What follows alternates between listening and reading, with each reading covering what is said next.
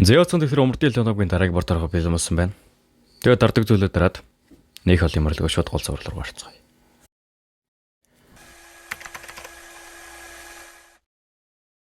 Зөвхөн хөртийн төгсгөлд мандах хэлэхдээ би хамгийн хүчтэй нь болох болно гэд уздаг та. Яг энэ байдлыг цаанаас нь за энэнийг цаашдаа хідүүлээ. Бадрал гэвч заяа бадрал. Бадрал хараа гэж үүдэг. Тэрсээ дотор одохдоо би түүнийг ингийн биш гэж шийдэлж байсан чи ийм хүчтэй байна гэж огт утсангүй. Миний шар ус усч байна. Би түүний илний арга барилыг ийм төвшөнд эзэмшин гэж огт усуулсангүй. Тэгэр эцэст нь умардын тэнгэрлэг бүлэгмийн хөзөл зорилго мандах төвлөгдсөн байх нь. Түүнийг энэ их хүчээ өдөө болол нууж байсан итгэж чадахгүй нэ. Гэхдээ тэгвэл тэр үед намайг синхруулсан хүн. Тэр яагаад надад тэрийг хийж өгсөн юм бол? За тэгээд энэ бадралч нэг өмнөх парт дээр гинт хүчтэй болж болоод байдаг. Тэг яагаад ч юм хаанаас тийм их хүч гарч ирснийг мэдэхгүй хин нэгний хоолоо сонсогдоод тэрийг нь болохоор манай мандахыг байна гэж боддог. Тэг өргөжлүүлээд үзчих юм бол тодорхойлж байлгүй дээ.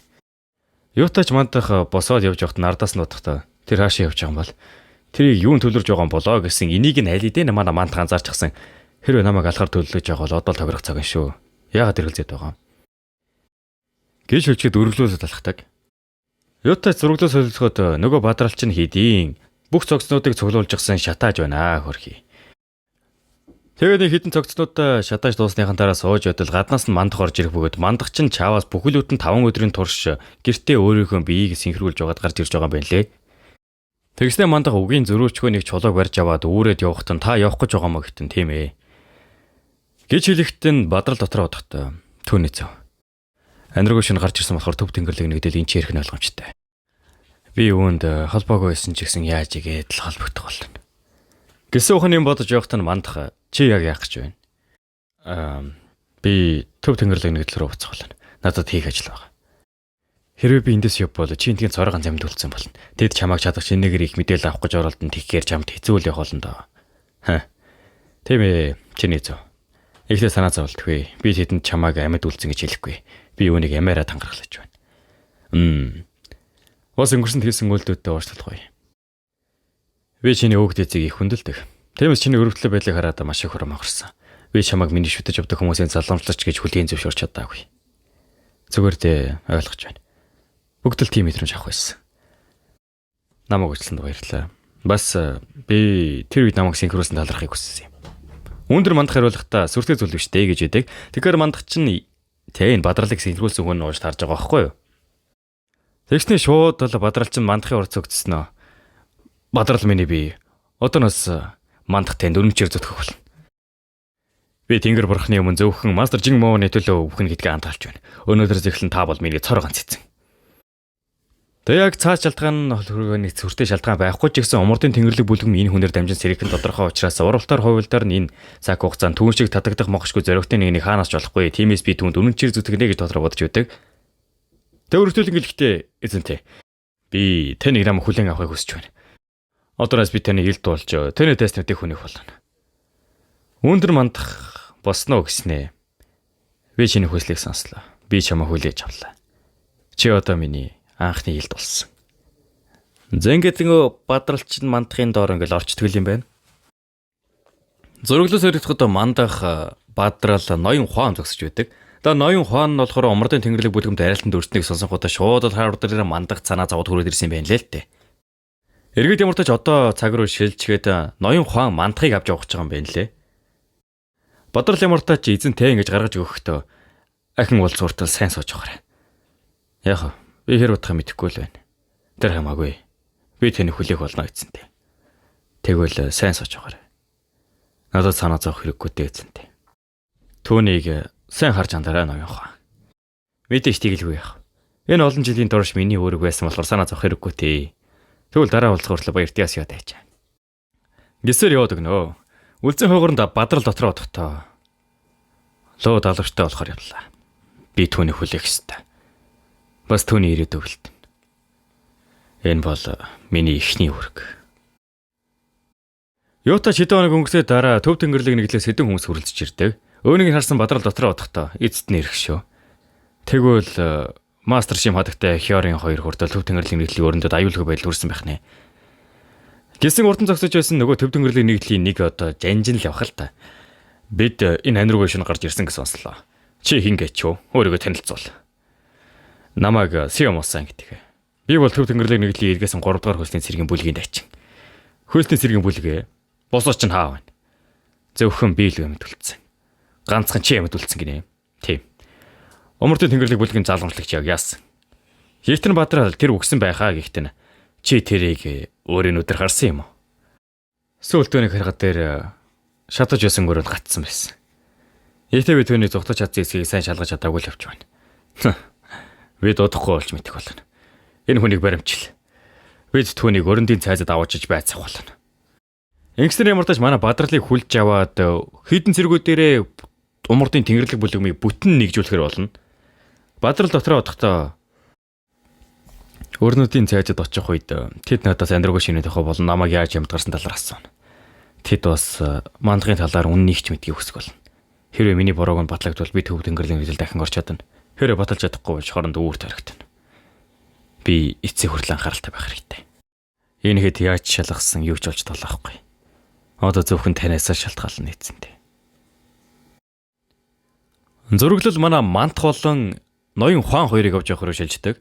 Энэ хоёр нь нэгэн Жоком гэх уулан дээр хүрээд ирсэн байх бөгөөд яг яагаад ирсэн бэ гэхээр мандах энд байрлаж өөрийнхөө тулааны урлагийг бэлдэх гэж байгаа юм байна лээ. Тэгээ ноён Хуан болохоор зал үйцэнтэй. Би 4 сар дотомд танд хүн солон хангаж авчрах болно. Гэхдээ манай мандах ноён Хуан. Таны миний төлөө хийсэн бүхэнд чинь үнэхээр их талархаж байна. Надаас олж та их ч соллоо.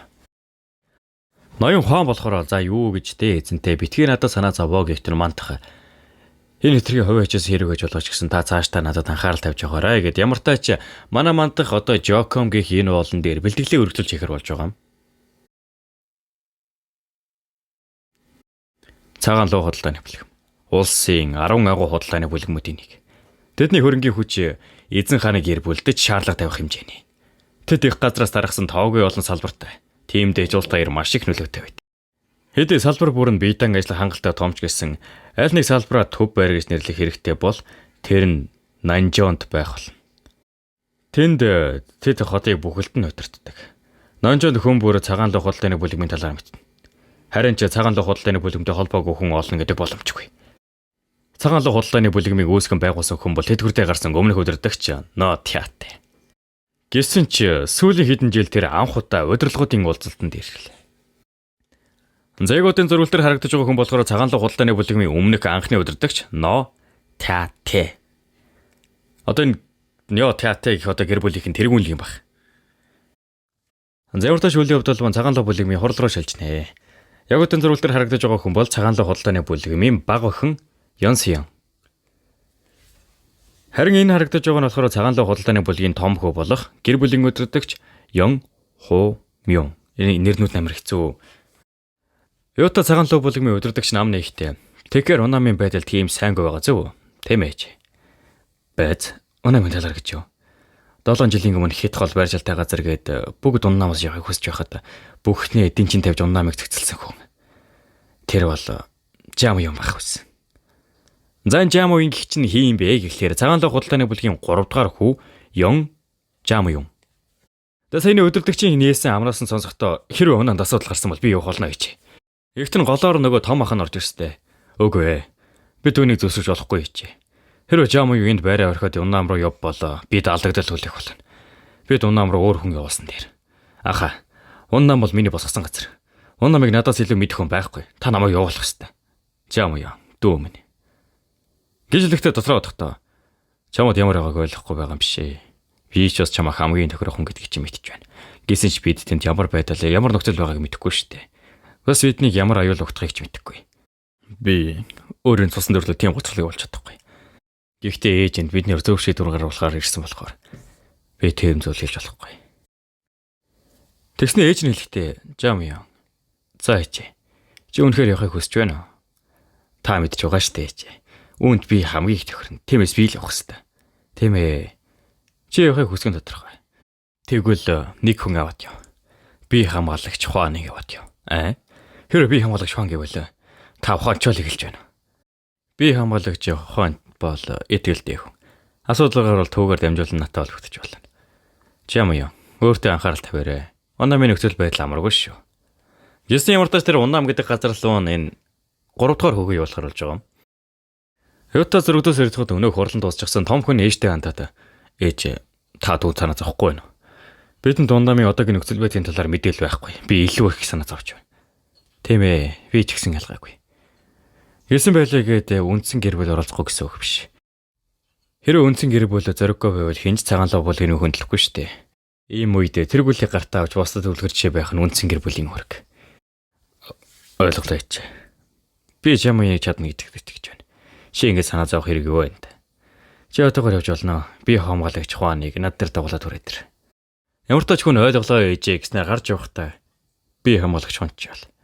Тэр чадварлаг тулаанч биш. Бусад талаараа ч бусдаач илүү гарахгүй. Ээжийн итгэлийг хүлээхийн тулд түүн юу хийснийг би мэдэхгүй. Гэрэгдүүлээ алхаж байсан чинь цаана нэг хүн тулааны урлаг зааж байдаг. Өөний хүн дээр нь том хүн болохоор хамгаалагч Хуан. Гэрэг дарахт нь угаасаа л ноён Хуан л байгаа юм л да. Хончоод нэрнээс л үгс би мэдчихсэн. Тэг харж байгаачлан ноён Хуан. Юуташ захисныхын дагуу удирдагч дээр хүрээд ирчихсэн байх бөгөөд та намайг тооцсон уу наадаг. Тийм ээ, тэгсэн. Суул та. Чи яаж жоох юм байна да? Наадаг. Сайн сэтгэлийн ачаар миний амьдрал амар амгалан тайван болсон. Тэгээ та яг яагч намайг дуудсан бэ гэсэн. Миний 3 дугаар хүү уннаам руу явахыг хүсэж байна. Тэр тентхийг өөрөө босгосон болохоор одоогийн нөхцөл байдлыг шийдэх нь түүний хариуцлага гэж бодож байгаа. Тиймээс би чамайг түүнтэй хамт явахыг хүсэж байна. Эйгөө. Одоогоос 7 жилийн өмнө миний том хүү хоом юм маш аюултай нөхцөл байдалд орсон. 5 жилийн өмнө би маш хүнд байдалд орсон ч гэсэн гайхамшиг тохиож амьд гарсан. Одоо хараад байхад би хамгаалагч Хуан байсан тохиолдолд би даяархуу гарч байсан байна. Би чамайг маш азтай хүн, бас бусдыг аюултай нөхцөл байдлаас гаргадаг хүн гэж бодож байна. Би аз гэдэг бурхны өгсөн авьяас гэж боддог. Тиймээс гоё. Би жамаяныг чамд татгаж болох уу? Би хамгаалагч Хуан. За тэгээ саяны болсон бүхий л үйл явдал өнгөрсөн тулсан юм байна лээ. Эргээд одоо үйл явдал руу шилжгээд ноён Хуан өөрийнхөө морин тэрэгэн дээр хагасаар энэ хөдлөх болохоор би ярах хэрэгтэй. Гэрэгдэл явж байхдаа энэ хавьд маш их дээрэм гарч ирж байгаагаас болоод хааны яар минь хавийг зогсоолж байгаа гэж дуулсан. Ихтэй би энэ замаар тоогоо олон явсан хэрнээ ганц ч дээремжтэй таарж байгааг нь хачин шүү. Би үнэхээр азтай юм бах та. Наагадтай. Намаа 3 дугаар хөтэйгээ хамт явуулж байгаад гайхах зүйл алах.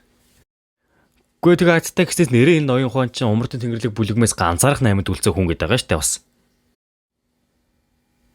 Ямар тач үйл явдал маань солигдоход нэгэн залуу мод өрөөд орж явах бөгөөд ардаас нь залуу эзэн тэнгийнх ноён Хуаны хоолой гардаг. Юутач мандах гараа тарахт нь ноён Хуан хүрээд ирчихсэн байх бөгөөд ноён Хуан шууд л манай хүн тандаад та бүхэл бүтэн 7 жилийн турш бэлтгэл хийлээ. За одоо энэ зургуултад дээр харагдаж байгаа хүн бол 7 жилийн дараах мандах юм аа гэж. Одоо тэгээд юу хэлтээ нь шүү дээ. Энэ хүн чинь том болцсон байна. Тэр бие хаа манж гоё болсон байна. Сайх юм аа сайх. Ноён Хуан дотроо бодохдоо залуу эзэнтэй уулснаас хойш 1 жил ч өнгөрөөгүй байхад тэр эледийн нэтээс өрхөн усны сарагдаж байна. Хончол би одоо өгсөн ч харамсах зүйл алга. Өргөсгөлэн мандах жилийн үедээ ийшээ ирэх хэцүү байсан байлгүй. Энд хөтөн байна. Дотгошоо орцгоё гэд ямар ч энэ хоёр маань мандахын гэрлүү орохор болдог. Цай ууж явах зураа таныг 100 харснаас хойш одоо их өөр болж залуу болсон тий. Надад одоо сурах юм их би. Би илүү их бэлтгэл хийх хэрэгтэй. Та гайхалтай юм аа залуу эзэнтэй. Шинэ өдөр шинэ хүн гэдэг үг. Залуу эзэнт нь үнэхээр тохирч байна. Түүнийг харах бүрд тэр шинэ хүн болсон л байх юм. Тэр миний төсөөлж чадах нэг юм биш болж. Ямар ч тач та миний босноос хамаагүй иртэлээ шүү. Би унаам руу гэрэнт явах хэрэгтэй болсон болохоор энэ түрээд ирлээ. Ямар нэг зүйл болоо юу? Настай зүйл болоогүй гэж хэлээж. Аюултай биш байхаа залуу эзэнтэй. Бас хэрвээ ямар нэгэн зүйл болвол би өөрийгөө хамгаалж чадна. Тиймээс надад санаа зовох хэрэггүй. Тэгсний өргөдүүлэн ирэхдээ ямар тааш тэнд байгаа хэлд юу илт вэ гэхдээ энэ бол таны өгсөн солирын чулуугаар хийсэн илт байгаа юм. Бодож өснөөс тэр энгийн чулуу байгаагүй. Үүнийг ном утгах гэж хэдэн жил болсон. Гэж хэлчихэд өргөдүүлэн асуухтаа ямар тааш газар дотор хэрэг сонин хачинтай байна гэсэн. Тэр 7 жилийн өмнөх үйл явдлын дараа ертөнцийн засаг зархаа ганхаж эхэлсэн. Умардын тэнгэрийн дөрвөн баг нь маш их нөлөөтэй болсон. Харин төв тэнгэрлэг нэгдэл төднийг хараандаа байх гэж хичээж байгаа. Хэрвээ тэр дотроо хагалдаж байгаа бол амьдрал шин гарч ирээгүй байгаа гэсэн үг. Тийм ээ. Тэр өдрөөс хойш тэд өөрсдөө ахаад бүрэн носсон. Тэ таанаас ч олдохгүй байгаа. Үүнээс л төв тэнгэрлэг нэгдэл хүртэл их божирнож таагүй байдалтай байна. Юутай ч энэ хоёр маань ойр зүрийн сонин хачин зүйл ярилцаад ноён Хуан явахаар болно. Ноёнхоо явахынхаа алдартай залуу эзэнтэй. Би 3 сарын дараа хавар ирэх болно. Тэр их хүртэл та бие сайн бодож байгаарай гэхдээ биэлдэн тэгж илмээрэ ноёнхоо. Мэдээч би зүгээр дээ залуу эзэнтэй. Ясээр яваад өгдөг. Явсан хойгоор мандах болохоор чи хайчваа цэцгээ гэж бодож очиж байна. Энэ одоо яг яагаад гэж байгаа юм. Ямар тач ноён ухааны хэлсэн 3 сар өнгөрөөд ноён ухаан хавар ирнэ гэж хэлсэн. Ийтэл тэрнээс хойш бүхэл бүтэн 2 сар өнгөрч 100 боллоо. Тэр одоо ч ирээгүй байна. Өршөөгөрөө ноён ухаан. Би хитрхи хинэггүй ч. Та хизээ шамалтаа зөрчихгүй. Ноён ухаан. Би одоо итгэлтэй байна. Түүнд ямар нэгэн зүйл болсон байхаас зайлахгүй. Гэт усахт нь одоо энэ харагдаж байгаа уул болохоор манай мандахын бэлгэл хийдэг байсан газар байхгүй юу? Тэгсээ нөгөө бэлгэл хийдэг байсан уул ганцхан завжаалтаар бут нэргэж одоо бүгдийг нь сүйдгэж ажиллана. Одоо их хүлээх хэрэг байхгүй. Би өөрөө очиж түүнийг бол. За энэ хүрээднүүдийн партыг тусгаж байна. Тэгэхээр дараагийн партыг илүү хурдан авч үзэхөөсөө лайк болон subscribe дараад. Тэгээ мэдээч дараагийн тансууд таньж ингэстэй дараагийн парти илүү хурдан орох болно шүү. За тэгээ дараагийн бишгээр уулзлаа. Түр баяртай.